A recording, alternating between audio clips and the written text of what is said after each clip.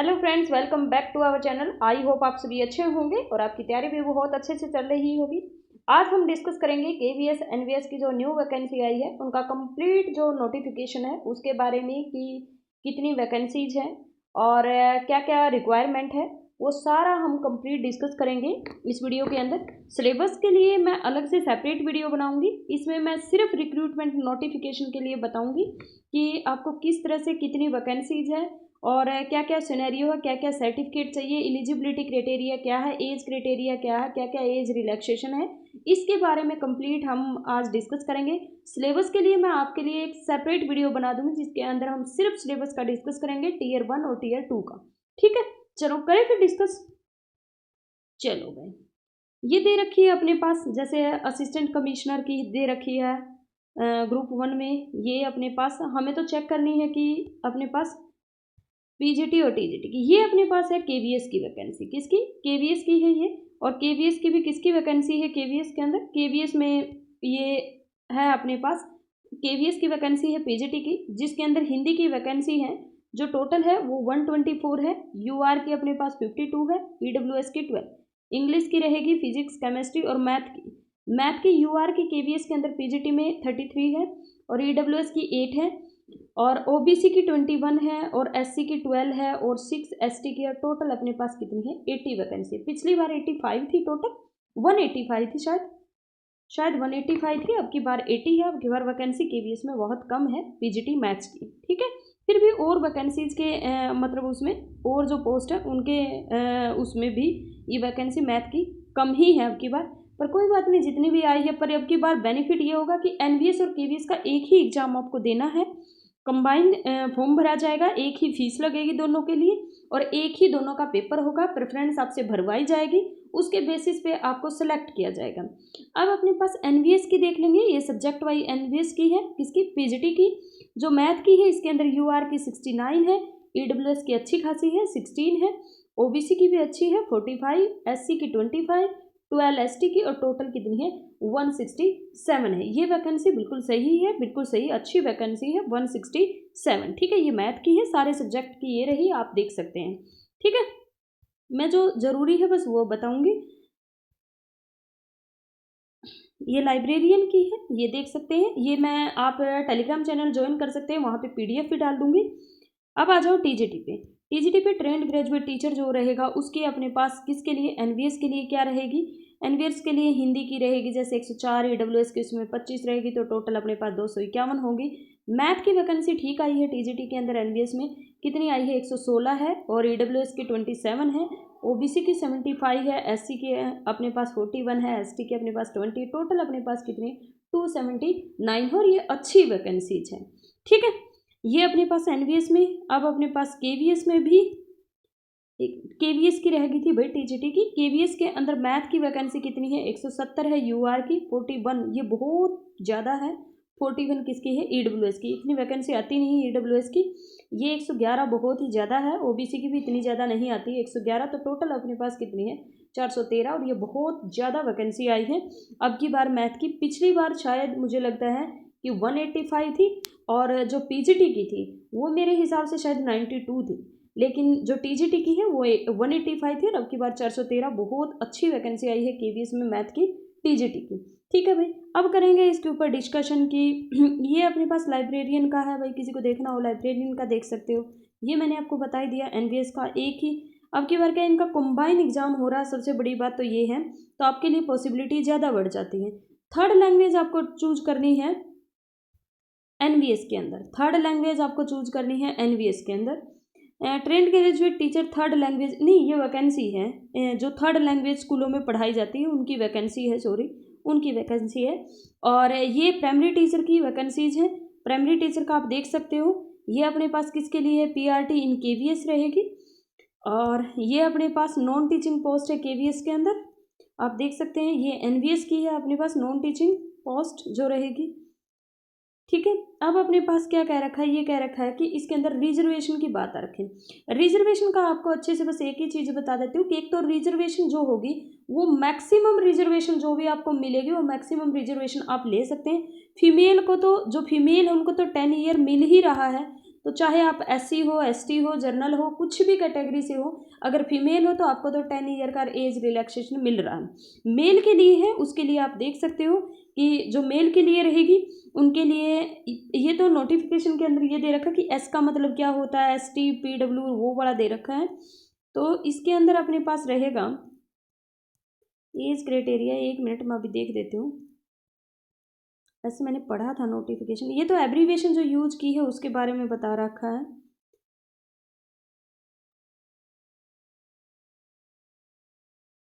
Age relaxation का भी मैं बता दूंगी आगे, लेकिन पहले इसका डिस्कस कर लेते हैं एक बार कि हमें क्या क्या रिक्वायरमेंट है। एज जो चाहिए लेवल 12 के अंदर कह रखा है कि अपर लिमिट 35, मैक्सिमम अपने पास मिनिमम 35 और मैक्सिमम अपने पास कितना होना चाहिए, 50 होना चाहिए। किसके लिए दे रखा, फॉर प्रिंसिपल पोस्ट के लिए दे रखा है। मास्टर डिग्री होनी चाहिए आपके पास, बैचलर डिग्री होनी चाहिए, और इसके अंदर क्या होना चाहिए, और KVS के लिए दे रखा है कि working as a vice principal for 3 year, vice principal. NVS में vice principal, assistant education officer in central state government, और ये वाली कंडीशन है, ये प्रिंसिपल के लिए है, ठीक है। और वाइस प्रिंसिपल के लिए हमें तो डिस्कस करना है फॉर PGT, यानी कि पोस्ट ग्रेजुएट टीचर के लिए। पोस्ट ग्रेजुएट टीचर के लिए असेंशियल क्वालिफिकेशन क्या है, एक तो आपके पास या तो इंटीग्रेटेड ग्रेजुएट, मुझे सबसे ज़्यादा यही चीज़ समझानी है आपको कि क्या क्या रिक्वायरमेंट है, बस एजुकेशन क्वालिफिकेशन को ढंग से देख लेना आप। Integrated post graduate course for NCTE से, रिकॉग्नाइज इंस्टीट्यूट या यूनिवर्सिटी से आप पास आउट होने चाहिए, कितने आपके 50% नंबर होने चाहिए। या तो आपने क्या कर रखा हो, इंटीग्रेटेड पोस्ट ग्रेजुएट कोर्स कर रखा हो, यानी कि 5 ईयर का कोर्स कर रखा हो, उसमें 50% नंबर हो। या फिर आपके पास मास्टर डिग्री होना चाहिए, और प्लस में आपके पास क्या हो, 50% मार्क्स इन एग्रीगेट होना चाहिए कंसर्न सब्जेक्ट में, ठीक है। एंड इन दोनों में से अपने पास कोई भी चीज़ हो सकती है, और उसके साथ ये कह रखा है ये दोनों चीज़ों में से या तो ये ऊपर वाली हो या फिर नीचे वाली। एंड लिखा हुआ है, इसके साथ क्या होना चाहिए, या तो BA डिग्री आपने की होनी चाहिए, या फिर 3 ईयर इंटीग्रेटेड B.Ed M.Ed, जो B.Ed और M.Ed का जैसे इंटीग्रेटेड कोर्स यहाँ पे होता है, ऐसे ही B.Ed और M.Ed का भी कंबाइंड कोर्स होता है, तो या फिर आपने 3 ईयर का वो कर रखा हो, ठीक है। अब ये कह रखा, अभी ये न्यू एजुकेशन पॉलिसी से चला 4 year integrated degree with at least 55, ये तो शायद ही कोई बच्चा मिलेगा इसके अंदर, तो नहीं मिलेगा, ठीक है। फिर नेक्स्ट अपने पास इसके अंदर अलग अलग सब्जेक्ट के लिए बता रखा कि KVS में हमें क्या क्या रिक्वायरमेंट है। अगर आप PGT के लिए ट्राई कर रहे हैं, किसके अंदर ट्राई कर रहे हैं, KVS के अंदर, ठीक है। PGT इंग्लिश इन KVS, अगर इंग्लिश के लगने चाहते हैं तो ये एसेंशियल क्वालिफिकेशन होगी, ठीक है। NVS में लगना चाहते हैं तो ये होगी अपने पास PGT के अंदर। PGT हिंदी इन KVS लगना चाहते हैं, मुझे मैथ का मैं बता देती हूँ, और सब्जेक्ट वाले भी पढ़ लेना आपने। मैथमेटिक्स में क्या होगा, कंसर्न सब्जेक्ट के अंदर, और any specialization in concern subject provided the candidate has study the concern subject at graduation level also. भाई जो आप PGT मैथ के लिए अगर ट्राई कर रहे हो, एक तो आपको मास्टर डिग्री होनी चाहिए, वो तो ऊपर ही मांग लिया, ये नीचे बस इसमें ये दे रखा है कि जिस भी सब्जेक्ट से आप मास्टर्स के लिए अप्लाई, जिस भी सब्जेक्ट्स के लिए आप PGT के लिए अप्लाई करेंगे, आपने ग्रेजुएशन में भी 3 साल वो सब्जेक्ट पढ़ा हुआ होना चाहिए। मैंने इसका कंप्लीट पढ़ा था, उसके अंदर ये लिखा हुआ है कि PGT, ये लिखा हुआ है, नीचे भी एक नोटिफिकेशन में दिया हुआ है एक ऐसे मतलब हेडिंग बना के कि PGT के लिए अपने पास क्या है कि आपने 3 साल कंप्लीट 3 साल ग्रेजुएशन में वो सब्जेक्ट पढ़ा हुआ होना चाहिए, ठीक है।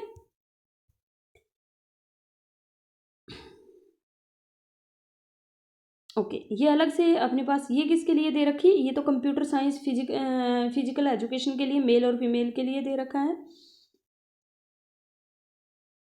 ये Hindi English third language,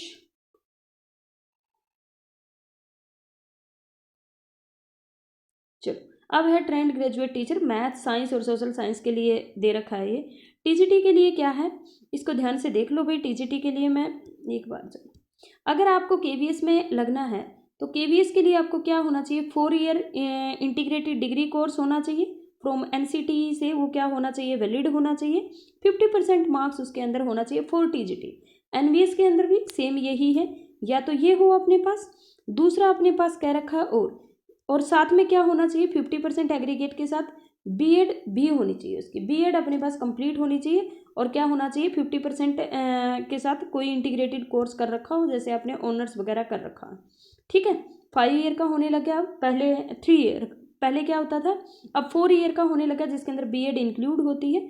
otherwise अपने पास देखो बैचलर डिग्री कर रखा हो आपने, ऑनर डिग्री कर रखा हो, ऑनर्स डिग्री कर रखा हो या बैचलर्स डिग्री कर रखा हो, from a recognise university 50% marks. लेकिन एक चीज़ का आपको ध्यान देना, ये कह रखा है कि makes in concern subject combination of subject, ये चीज़ का ध्यान देना, इसका नीचे दिया हुआ है इसने, मैं बताऊंगी। बीए डिग्री होना चाहिए, या तो आपने बैचलर डिग्री कर रखा हो या फिर ऑनर्स से कर रखा हो डिग्री, कोई दिक्कत नहीं है, लेकिन कॉम्बिनेशन जरूर होना चाहिए। इसमें भी यही लिखा हुआ है कि कंसर्न सब्जेक्ट में कॉम्बिनेशन ऑफ सब्जेक्ट ऑल्सो, यानी कि कॉम्बिनेशन ऑफ सब्जेक्ट नीचे दे रखा है, वो भी मैं आपको बताऊंगी। और बीए डिग्री कंप्लीट होनी चाहिए, ठीक है। और बी में दे रखा qualified the central teacher eligibility test conducted by the central board of secondary education, यानी कि सीबीएसई के द्वारा कंडक्ट किया हुआ। इसके लिए भी जो ये एलिजिबिलिटी क्राइटेरिया है, इसके लिए भी एक साफ साफ चीज़ इन्होंने लिखी हुई है, जो मैं आपको नीचे बताऊंगी।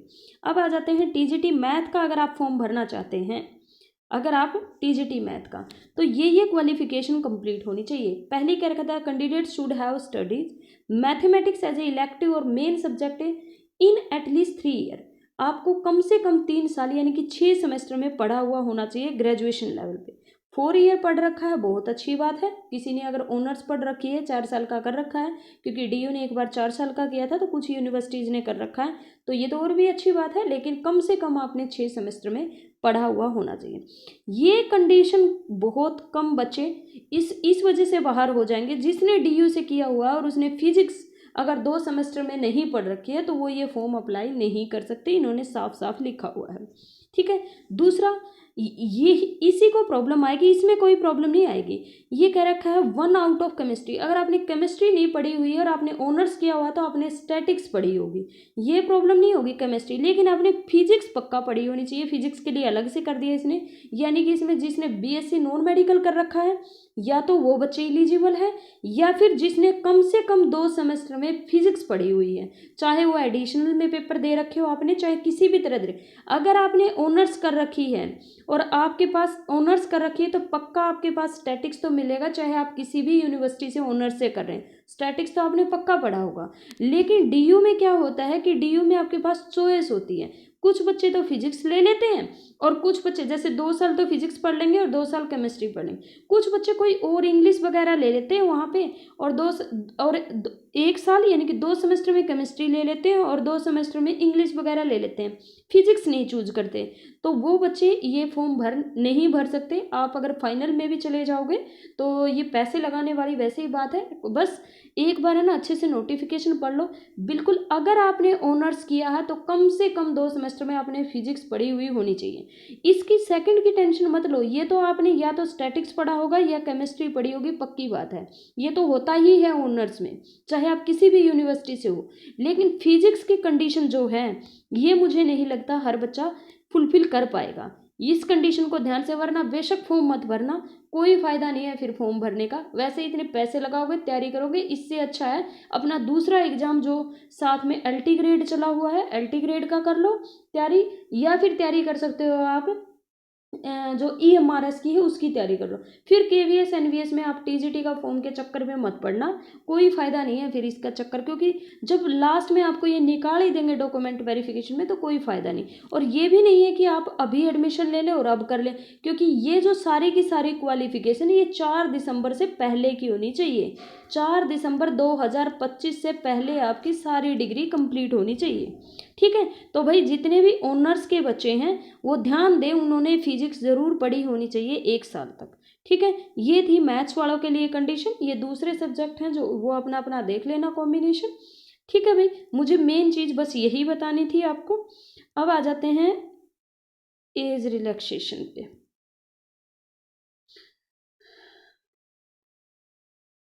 स्पेशल हाँ, एक ये चीज़ और देख लो भाई, qualified a central teacher eligibility test, आपने सीटेट पेपर 2 पास किया होना चाहिए, conducted by a central board of secondary education, relaxation up to 5% in the quality, 1 minute रुको भाई, इन द क्वालिफाइंग मार्क्स, ठीक है, in the qualifying marks shall be allowed to the candidate belonging to the reserved category. ये कह रखा है जो ये सीटेट आपका पास होना चाहिए 5% की, आपको पता ही है सीटेट अगर SC ST का कोई भी बच्चा है तो उसको 5%, जैसे DSS भी तो 90 मार्क्स ही लेने होते हैं SC ST वालों को भी सीटेट पास करने के लिए, तभी आप DSS भी भर सकते हैं। लेकिन इन्होंने ये रिजर्वेशन दी हुई है 82 में आपका सीटेट होता है, तो जिसके 82 मार्क्स हैं वो सारे एलिजिबल है सीटेट में, ठीक है। लेकिन एक चीज़ इसने लिखा हुआ था, डेट भी लिखा हुआ था, मैंने पढ़ा था, 1 मिनट रुक जाओ अभी वो भी बता देती हूँ। आपको दिखा दूंगी ना फिर, तो थोड़ा सा ये हो जाएगा। एज आपको पता ही है कि 30 ईयर दे रखा है, 1 मिनट, 35, और असिस्टेंट सीनियर ऑफिसर जूनियर और सीनियर स्टेनोग्राफी,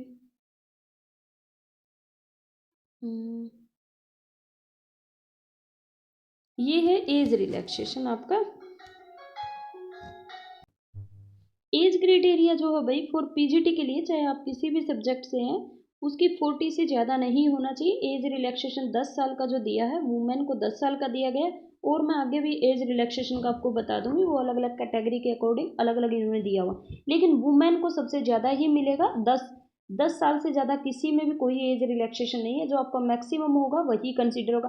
अगर आप SC हैं, फीमेल SC है या जर्नल है या किसी भी कैटेगरी से है, आपको 10 साल का एज रिलैक्सेशन, यानी कि फीमेल 50 ईयर तक क्या कर सकती है, इस फॉर्म को फिल कर सकती है, ठीक है भाई। ये है फॉर PGT के लिए। TGT के लिए भी मैं अभी बता, आप KVS के लिए अप्लाई करें या फिर आप NVS के लिए अप्लाई करें। TGT के लिए जो आपकी एज रिलैक्सेशन है, सॉरी जो एज है वो मैक्सिमम 35 होना चाहिए, वही वुमेन को 10 साल का मिला एज रिलैक्सेशन, तो वुमेन 45 तक इस फॉर्म को अप्लाई कर सकती है। मेल का अलग अलग कैटेगरी के अकॉर्डिंग आपको रिजर्वेशन मिला, लेकिन फीमेल किसी भी कैटेगरी से वो 45 ईयर तक क्या कर सकती है, इस फॉर्म को फिल कर सकती है TGT के लिए। और अगर आप PGT के लिए करना है आपको, तो आप 50 ईयर तक इस फॉर्म को अप्लाई कर सकती हैं, ठीक है। और वैसे अगर मेल है तो 35 तक ही कर सकते हैं, और PGT का आप कर सकते हैं 40 ईयर तक। लेकिन आपको एज रिलैक्सेशन दिया है अगर आप किसी और कैटेगरी से बिलोंग करते हैं, वो मैं अभी बता देती हूँ कि वो अपने पास कैसे होता है। ओके, ये है अपने पास कैटेगरी, ये अपने पास कैटेगरी दे रखी है, और कैटेगरी वाइज ये दे रखा है उनका, ये कैटेगरी दे रखी है, और ये एज रिलैक्सेशन दे रखा है। शेड्यूल कास्ट से है तो 5 ईयर का होगा, अदर बैकवर्ड क्लास से है तो 3 ईयर का होगा। वुमेन के लिए मैंने आपको बता ही दिया, TGT से हो या PGT से हो, यानी कि या फिर लाइब्रेरियन के अंदर या PRT के लिए, सबके अंदर कितना है, 30 ईयर रहेगा। रेगुलर KVS एम्प्लॉय है तो अपने पास 5 ईयर, जर्नल के लिए OBC के लिए 8 ईयर और 10 ईयर SC ST के लिए। जो KVS में लगा हुआ है कॉन्ट्रेक्चुअल बेसिस पे लगा हुआ है, तो ये उनके लिए है, ठीक है। फिर मतलब कॉन्ट्रेक्चुअल रेगुलर बेसिस पे लगा हुआ, 1 साल के लिए नहीं, जो रेगुलर बेसिस पे नहीं लगते KVS के अंदर, उनके लिए है, जो परमानेंट नहीं है बट वैसे रेगुलर बेसिस पे है, ठीक है। तो उनके लिए दिया हुआ है, ये अलग अलग दे रखी। SC और ST के लिए तो आपको पता ही है, SC ST की अगर वुमेन है, नहीं वे किसके लिए, डिसेबिलिटीज जिनके हैं उनको दे रखा है 15 साल का, OBC की है तो 13 साल का, और जनरल के है तो 10 साल का दे रखा है एज रिलैक्सेशन, ठीक है। एक्स सर्विसमैन के लिए फिर वही 5 ईयर का होगा, लेकिन ऐसा नहीं है वुमेन वाला भी ले लोगे आप 10 ईयर का, और यहाँ भी आप 5 ईयर का मतलब लेना चाहो कि 15 का होगा, नहीं, आपको जो मैक्सिमम दिया गया वही, यानी कि 10 का ही आप ले सकते हैं, ये नहीं ये 5 ऐड हो जाएंगे अलग से, ठीक है। ये फिर मेल के लिए है, ठीक है भाई। ये था आपका यहाँ से। और एक मुझे जो सबसे ज़्यादा, अगर कोई EWS कैंडिडेट है तो थोड़ा सा फॉर्म को ध्यान से भरना, क्योंकि KVS NVS ने ही ये पूरी की पूरी जो कंडीशन है, ये EWS की जो हम फॉर्म भरते हैं उस टाइम ये अलग से परफॉर्मा लेना होता है, इन्होंने ये पूरा लिखा है। और साथ में एक अच्छी सी लाइन भी लिख दी है, इन्होंने ये भी कहा है इसके अंदर कि ये जो सर्टिफिकेट है ना, चाहे आपने EWS बनवाना है, सारा सब कुछ लिखा हुआ है कि आपकी इनकम जो है वो 8 ईयर से कम मतलब 8 लाख से कम होनी चाहिए। ये जो जो कंडीशन दी हुई है ये लिखा होता है। जब आप EWS बनाओगे वहाँ पे भी एक प्रोफार्मा होता है, वही बनवाना है, इसमें ज़्यादा वो मत करना। और एक बस ये कंडीशन है कि ये जो सर्टिफिकेट है, चाहे आपके OBC के सर्टिफिकेट या EWS का सर्टिफिकेट, ये 4 दिसंबर 2025 से पहले का होना चाहिए। आप ये मत सोचना कि हम बाद में बनवा लेंगे, अपना अभी भी टाइम है, बनवा लो भाई। ये 2 दिन लगते हैं बस बनवाने के, बाद में साइट बिजी हो जाएगी, तो अभी से। और ये भी ध्यान रखना कि इन्हीं रैंक के ऑफिसर से ये क्या होने चाहिए, साइन हुए होने चाहिए, तभी ये वैलिड है। तो अपना 4 दिसंबर 2025 से पहले का तुम्हारे पास EWS होना चाहिए, OBC सर्टिफिकेट होना चाहिए, SC ST का जो सर्टिफिकेट है वो होना चाहिए। इन्होंने क्लियरली लिखी हुई है ये चीज़। अभी मुझे मिल नहीं रही है कहाँ लिखी हुई, लेकिन मैंने पढ़ा था नोटिफिकेशन और उसमें ये चीज़ लिखी हुई है। अगर कहीं मुझे दिखता है तो मैं अभी बता दूंगी आपको आगे, लेकिन आप नोटिफिकेशन पढ़ना पूरा। मुझे मिल नहीं रहा ये कहाँ पे है, लेकिन इन्होंने क्लियरली लिखा हुआ है कि 4 दिसंबर 2025 से पहले के सारे सर्टिफिकेट होने चाहिए। आपकी सारी की सारी डिग्री भी जो है वो 4 दिसंबर 2025 तक कंप्लीट होनी चाहिए। आपका जो CTET पेपर 2 है, चाहे CTET है, CTET पेपर 2 आपका है, या फिर आपका पेपर 1 दे रखा है, CTET पेपर 1 फॉर PRT और CTET पेपर 2 फॉर TGT, ये भी आपका 4 दिसंबर 2025 से पहले पहले का होना चाहिए। यानी कि 4 दिसंबर जो अभी आएगी उससे पहले पहले आपका क्लियर होना चाहिए। अपीयरिंग वालों को इन्होंने किसी भी तरह का कोई मौका नहीं दिया है, ठीक है। अच्छा, जो सिलेबस का डिस्कशन है वो हम करेंगे नेक्स्ट वीडियो में। मैं डिटेल एक बार सिलेबस का भी डाल दूंगी, लेकिन थोड़ा सा मोड ऑफ सिलेक्शन जो रहेगा वो मैं बता देती हूँ कि क्या रहेगा। 2 पेपर होंगे, Tier 1 और Tier 2 रहेंगे। इंटरव्यू रहेगा, इंटरव्यू और जो पेपर का जो रहेगा वो 85 और 15 मार्क्स का क्या रहेगा, रेशियो रहेगा। टोटल 100 मार्क्स हो गए, सॉरी 15 नहीं 85% का आपका पेपर रहेगा, 15% का आपका इंटरव्यू रहेगा। KVS में भी इंटरव्यू होगा और NVS में भी इंटरव्यू होगा, TGT PGT PRT। और ये तो assistant commissioner, principal, vice principal, इनका तो होता है, सबका इंटरव्यू है। जितने भी हो गए नॉन टीचिंग पोस्ट को छोड़ के सारी की सारी पोस्ट में इंटरव्यू होगा। कितने का, 15% का होगा, 85 का आपका पेपर होगा। और जो ये पेपर का रहेगा वो सिर्फ Tier 2 के जो मार्क्स है वही आपके क्या करें इवेल्युएशन के लिए कंसिडर होंगे। पेपर 1 जो रहेगा, Tier 1 जो रहेगा, वो सिर्फ क्वालिफाइंग इन नेचर है, ठीक है भाई। और ये मैं दूसरी वीडियो में भी समझा दूंगी आपको कि क्या क्या रहेगा इसका सिनेरियो। वैसे जो उसमें तो सिर्फ सिलेबस बताऊंगी, यहीं पे नोटिफिकेशन का डिस्कशन। Tier 1 जो रहेगा वो अपने पास इन्होंने बताया कि Tier 1 सिर्फ अपने पास क्या रहेगा, क्वालिफाइंग रहेगा। Tier 1 जो है क्वालिफाइंग रहेगा। OMR बेस्ड अपना क्या होगा, एग्जाम होगा, ये ध्यान रखना। OMR बेस्ड अपने पास एग्जाम होगा। तो अपने पास पोस्ट जितनी होगी, मल्टीटास्किंग स्टाफ इन NVS, ये मल्टीटास्किंग वगैरह का बता रहा है। वैसे TGT का बता देती हूँ मैं। TGT में क्या होगा आपके, यही रहेगा। क्या रहेगी अपने पास इसके अंदर, जनरल रीजनिंग आएगी जिसमें 20 क्वेश्चन होंगे। हर एक क्वेश्चन 3 नंबर का होगा, तो टोटल मार्क्स 60 हो जाएंगे। न्यूमेरिकल एबिलिटी जो रहेगी वो भी अपने पास 20 क्वेश्चन रहेंगे 60 नंबर के। बेसिक कंप्यूटर जो रहेगा उसके 20 क्वेश्चन 60 नंबर के। जनरल नॉलेज 20 क्वेश्चन 60 नंबर के। और लैंग्वेज कॉम्पिटेंसी टेस्ट यानी कि 10 क्वेश्चन आएंगे इंग्लिश के, जो कि 30 नंबर के। और 10 क्वेश्चन आपकी जो 4th लैंग्वेज है वो आप खुद चूज करोगे, आपकी मर्जी है। आप कोई भी इसके अंदर लैंग्वेज जो जो इन्होंने दी है वो लैंग्वेज आप चूज कर सकते हो। बेसिकली आप हिंदी ही चूज करते हो, तो 10 नंबर की मान लो हिंदी, 10 क्वेश्चन हिंदी के यानी कि 30 नंबर। टोटल 300 मार्क्स का नंबर होगा। और सॉरी, जो पेपर होंगे इसमें 100 क्वेश्चन होंगे, 300 नंबर का होगा। OMR बेस्ड आपका एग्जाम होगा। टोटल जो टाइम रहेगा आपके पास वो आपके रहेंगे 2 घंटे, ये दे रखा है भाई। जो टाइम रहेगा वो आपके पास 2 घंटे रहेंगे, चाहे आप नॉन टीचिंग के लिए दे रहे हो या टीचिंग पोस्ट के लिए दे रहे हो, ठीक है। तो ये आपके लिए रहेगा। ये सारी ये जो है, ये जो मैंने अभी बताया, ये किसके लिए, मल्टीटास्किंग को छोड़ के सबके लिए है। ये जो भी रहेगा ये वाला मल्टीटास्किंग के लिए सिर्फ क्या फ़र्क रहेगा, बस इसके क्वेश्चन जो रहेंगे आपके कंप्यूटर के वो अपने पास 40 हो जाएंगे, 120 नंबर का हो जाएगा। वहाँ पे अपने पास जनरल अवेयरनेस और करंट अफेयर आएगी, लैंग्वेज कॉम्पिटेंसी इंग्लिश आएगी, और जो दूसरी आप लैंग्वेज चूज करोगे वो। यानी कि इसमें बेसिकली ना तो रीजनिंग आएगी इसके अंदर, ना तो इसके अंदर रीजनिंग आएंगी मल्टीटास्किंग के अंदर, ना तो रीजनिंग आएगी और ना ही इसके अंदर मैथ आएगा। आपका जो जनरल मैथ है वो सिर्फ इसके अंदर आएगा। आपके जनरल अवेयरनेस होगी, 40 मार्क्स का आपका कंप्यूटर होगा, और 20 क्वेश्चन आपके इंग्लिश के होंगे जो कि 60 नंबर के होंगे, और एक आप जो लैंग्वेज चूज करेंगे उसके होंगे, ठीक है भाई। और ये आपको इसी का लिखा हुआ है कि Tier 1 में 1 to 80 क्वेश्चन होंगे। दोनों में चाहे आप किसी भी पोस्ट के लिए दे रहे हैं, टाइम जो रहेगा आपका 2 घंटे ही रहेगा। और टोटल 100 क्वेश्चन यानी कि 120 मिनट रहेगी और 100 क्वेश्चन होंगे। मार्क्स तो वही क्वेश्चन होंगे जो 3-3 नंबर के कर दिए, उससे तो कोई फर्क नहीं पड़ेगा। एक चीज़ का और इसमें ध्यान रखना है आपको, जो नेगेटिव मार्किंग रहेगी वो बहुत ज़्यादा है भाई। टीयर 1 में नेगेटिव मार्किंग है, और नेगेटिव मार्किंग कितनी है, 1/3 नेगेटिव मार्किंग है भाई, 1/3 नेगेटिव मार्किंग है। अगर आपने एक भी क्वेश्चन गलत कर दिया तो आपका क्या होगा, अगर आपने एक भी क्वेश्चन गलत कर दिया तो 1 आपका जो मार्क्स है वो आपका क्या कर लिया जाएगा, निकाल लिया जाएगा सही वाले में से, यानी कि नेगेटिव हो जाएगा।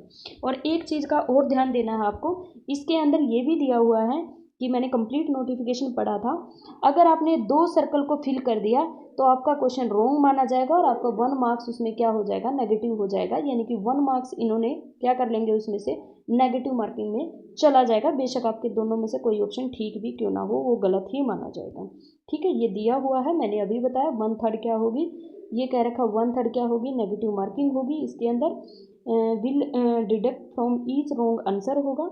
और ये देखो ये भी दे रखा more than 1 response in any question, तो आपका क्या होगा, वो रॉन्ग सपोज किया जाएगा और 1 मार्क्स रॉन्ग रिस्पेक्टिव टू आपका क्या कर लिया जाएगा, निकाल लिया जाएगा। 1 नंबर आपका क्या कर लिया जाएगा, जो सही वाले होंगे उसमें से नेगेटिव कर दिया जाएगा। ठीक है, तो ये दे रखा टीयर 1 के लिए ये रखा हुआ है, there in no provisions of reevaluation, जो OMR बेस्ड जो पेपर होगा उसका दोबारा टीयर 1 का कोई मतलब ये नहीं है, कोई आपका बाद में ऑब्जेक्शन वगैरह लगाने का आपको मौका मिलेगा, कुछ नहीं मिलेगा। सिर्फ वो क्या करेंगे, जो भी आपका वो होगा पोस्ट होगा उसके अंदर ये क्या करेंगे, 1:10, यानी कि एक पोस्ट के लिए 10 बच्चों को सिलेक्ट करेंगे, यानी कि 10 गुना कैंडिडेट ये टीयर 2 के लिए क्या करेंगे, क्वालिफाई करेंगे।